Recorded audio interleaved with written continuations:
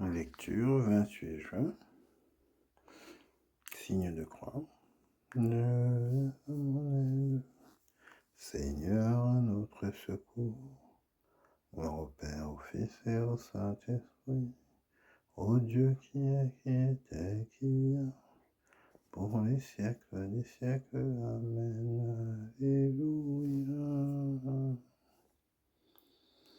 Comment es-tu, foyer de feu et fraîcheur de la fontaine, une brûlure, une douceur qui renseigne nos souillures.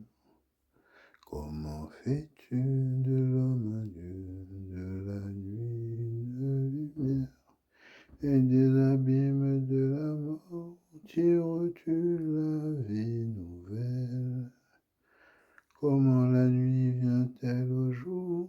Peux-tu vaincre les ténèbres, porter la flamme jusqu'au cœur et changer le fond de l'être? Comment n'es-tu qu'avec nous, nous rends-tu fils de Dieu même? Comment nous brûles-tu d'amour et nous blesses-tu sans glaive?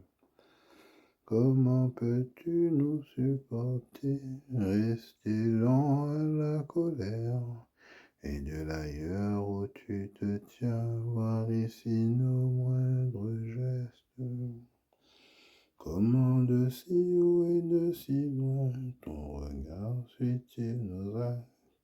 Ton serviteur attend la paix, le courage dans les larmes. Le Seigneur appelle les cieux et la terre au jugement de son peuple. Le Dieu des dieux, le Seigneur, parle et convoque la terre. Du soleil levant jusqu'au soleil couchant. De Sion belle entre toutes, Dieu resplendit. Qu'il vienne notre Dieu, qu'il rompe son silence.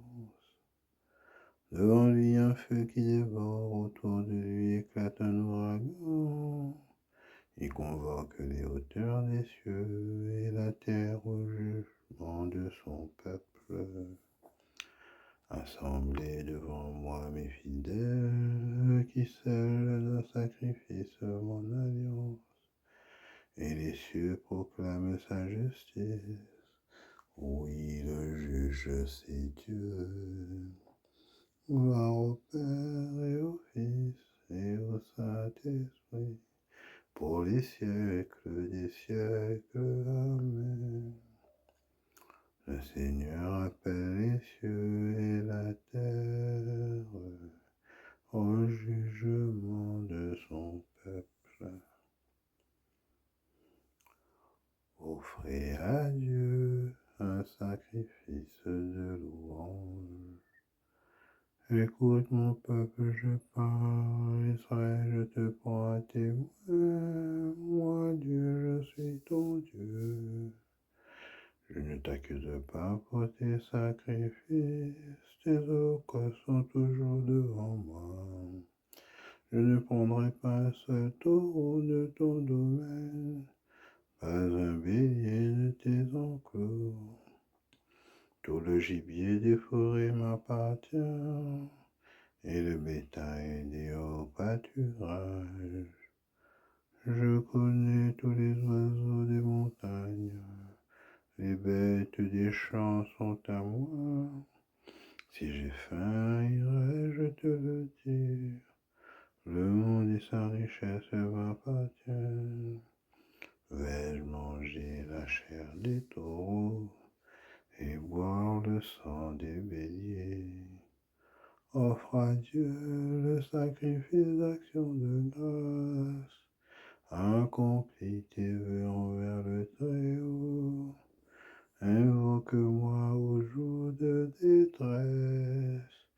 Je te délivrerai et tu me rendras gloire.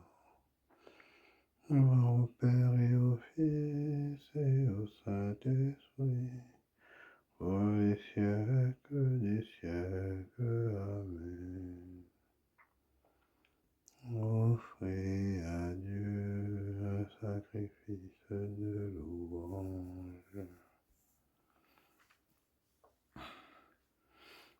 la miséricorde que je veux, et non les sacrifices. Mais à limpide je déclare qu'as-tu à réciter mes lois, à garder mon alliance à la bouche. Toi qui n'aimes pas les reproches et rejettes loin de toi mes paroles. Si tu vois un voleur, tu fraternises. Tu es chez toi parmi les adultères. Tu livres ta bouche au mal, ta langue trame des mensonges. Tu t'assieds, tu diffames ton frère. Tu flétris le fils de ta mère. Voilà ce que tu fais, garderai-je le silence. Penses-tu que je suis comme toi? Je mets cela sous tes yeux et je t'accuse. Comprenez donc vous qui oubliez Dieu, sinon je frappe et pas de recours. Qui offre le sacrifice d'action de grâce, celui-là me rend gloire. Sur le chemin qu'il aura pris, je lui ferai voir le salut de Dieu. Gloire au Père et au Fils et au Saint-Esprit, pour les siècles des siècles. Amen. C'est la miséricorde que je veux, et non les sacrifices. De ton amour, Seigneur, la terre est pleine. Apprends-moi tes volontés. Le beau geste de David. David se mit en route et parvint à l'endroit où campait Saül. Il vit l'endroit où était couché Saül et Abner, fils de Ner, le chef de son armée. Saül était couché au milieu du camp et la troupe campait autour de lui. David prit la parole et dit à Ahimelech le Hittite ainsi qu'à Abishai, fils de Sérouia, le frère de Joab, qui veut descendre avec moi au camp jusqu'à Saül. Abishai répondit, moi je descendrai avec toi. David et Abishai arrivèrent de nuit près de la troupe. Or Saül était couché endormi au milieu du camp, sa lance plantée en terre près de sa tête. Abner et ses hommes étaient couchés autour de lui. Alors Abishai dit à David, aujourd'hui tu as livré ton ennemi entre tes mains. Laisse-moi donc le clouer à terre avec sa propre lance d'un seul coup, et je n'aurai pas à m'y reprendre à deux fois. Mais David dit à Abishai, ne le tue pas, qui pourrait demeurer impuni après avoir porté la main sur celui qui a reçu l'onction du Seigneur. Puis David ajouta, par la vie du Seigneur, c'est le Seigneur seul qui le frappera, soit que son jour arrive et qu'il meure, soit qu'il descende au combat et qu'il y périsse. Que le Seigneur me préserve de porter la main sur lui, le Messie du Seigneur. Et maintenant, prends donc la lance qui est près de sa tête, avec la gourde d'eau, et allons-nous-en. David prit la lance et la gourde d'eau qui était près de la tête de Saül, et s'en allèrent. Personne ne vit rien, personne ne le sut, personne ne s'éveilla, et ils dormaient tous, car le Seigneur avait fait tomber sur eux un sommeil mystérieux. David passa sur le versant de la montagne et s'arrêta sur le sommet au loin à bonne distance. Alors David cria en direction de la troupe et d'Abner, fils de Ner. Ne vas-tu pas répondre, Abner? Celui-ci répondit, qui es-tu, toi qui appelles le roi? David dit à Abner, n'es-tu pas un homme, toi qui es sans égal en Israël? Alors pourquoi n'as-tu pas veillé sur le roi ton maître? Quelqu'un du peuple est venu pour tuer le roi ton maître. Ce n'est pas bien ce que tu as fait là. Par la vie du Seigneur, vous méritez la mort pour n'avoir pas veillé sur votre maître, le Messie du Seigneur. Maintenant, regarde où sont la lance du roi et la gourde du dos qui était près de sa tête. Saül reconnut la voix de David et dit, est-ce bien ta voix, mon fils David? David répondit, c'est ma voix, mon Seigneur, le roi. Et il continua, pourquoi mon Seigneur poursuit-il son serviteur? Qu'ai-je donc fait, quel mal ai-je commis? Que mon Seigneur le roi daigne écouter maintenant les paroles de son serviteur. Si c'est le Seigneur qui t'a excité contre moi, qu'il soit apaisé par l'agréable odeur d'une offrande. Mais si ce sont des êtres humains, maudits soient-ils devant le Seigneur. Aujourd'hui, ils m'ont expulsé, dépossédé de l'héritage du Seigneur, en disant, on va servir d'autres dieux. Et maintenant que mon sang ne soit pas répandu sur la terre, loin de la face du Seigneur. En effet, le roi d'Israël s'est mis en campagne pour chercher une simple puce, comme on chasse la perdrix dans les montagnes. Saül dit, j'ai péché, reviens mon fils David. Je ne te ferai plus de mal, puisque ma vie a été aujourd'hui si précieuse à tes yeux. Oui, j'ai agi comme un fou et je me suis lourdement trompé.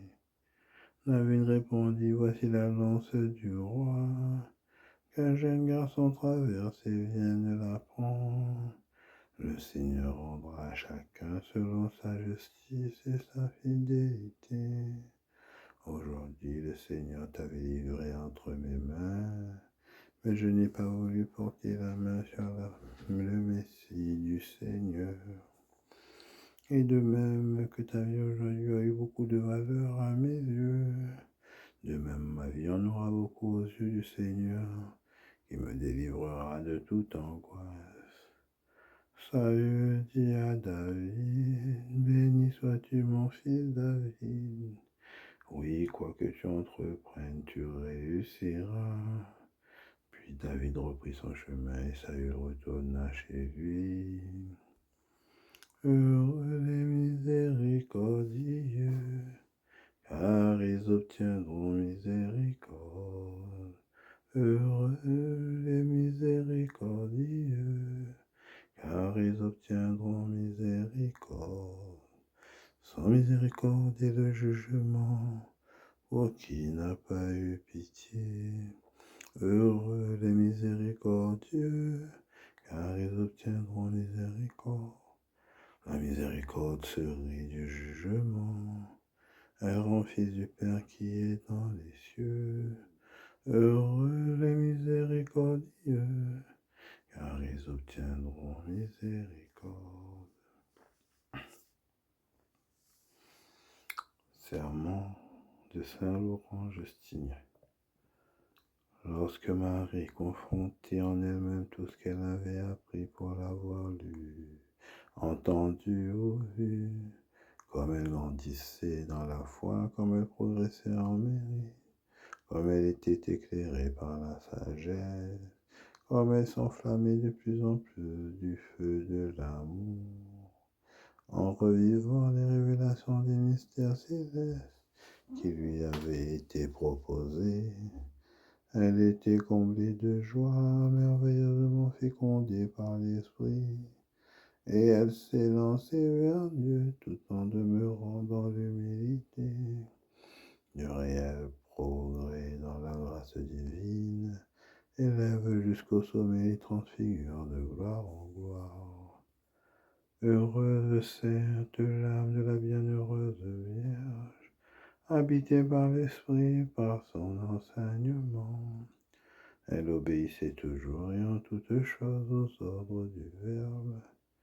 Elle n'était pas guidée par son sentiment personnel, par sa propre décision, mais ce que la sagesse suggérait intérieurement à sa foi, elle l'accomplissait extérieurement par son corps. Il convenait bien à la divine sagesse qui bâtissait pour y habiter la demeure de l'Église. Il lui convenait d'employer Marie la toute sainte pour procurer l'observance de la loi, la purification de l'âme, l'idéal de l'humilité, le sacrifice spirituel. Imite l'âme fidèle pour te purifier spirituellement et pouvoir te délivrer de la maladie du péché. Entre dans le temple de ton cœur. Dieu y regarde toute affection plus que notre ouvrage et en tout ce que nous faisons. Aussi nous pouvons par le désir de la contemplation nous jeter en Dieu pour ne penser qu'à lui, ou bien nous pouvons chercher notre équilibre par le progrès des vertus, les activités profitables à notre prochain. En tout cela, n'ayons pas d'autre mobile que l'amour de Christ. Voilà quel est le sacrifice spirituel de purification qui est agréable à Dieu. Il ne s'accomplit pas dans un temple matériel, mais dans le temple de notre cœur où le Christ Seigneur fait avec joie son entrée.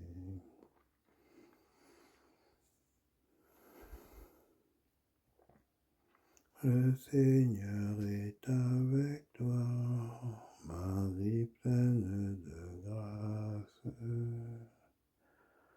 Ton cœur en éveil attendait le Messie. Le Seigneur est avec toi, Marie pleine de grâce. Et Dieu t'a regardé, il a comblé ton attente. Le Seigneur est avec toi, Marie pleine de grâce. Il vient le jour, se lève, la terre entière exulte.